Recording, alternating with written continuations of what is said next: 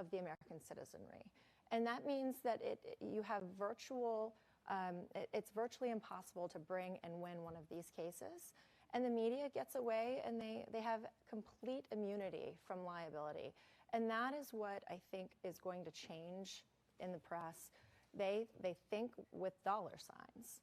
And when there are economic consequences to lying about targets for reporting and to get ratings and to sell ads, that is when there's real consequences through private action. I love what you said about private rights of action.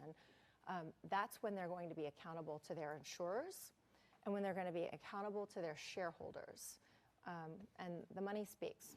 And just to, I mean, we're only talking about false statements of fact that defame people. People can always speak the truth, and all this. I mean, you do this, you can defend with truth as an absolute defense, and that's clearly what it is. So these are clearly statements that are erroneous and that are damaging, and that's really kind of what we're talking about. And particularly when you start talking about these run-of-the-mill people, you know, they come after me, and they do a lot of slander, but I fight back. I have a platform to fight back. So it's a lot easier for me, and, you know, people here trust me a hell of a lot more than they trust the media, so it ends up being fine. We work it out. You know, it's not a big deal. I got thick skin, but you have some of these other folks who are just run-of-the-mill citizens. Their only possible way of recourse would be to be able to bring an action, because they don't have the platform, you know, that I have.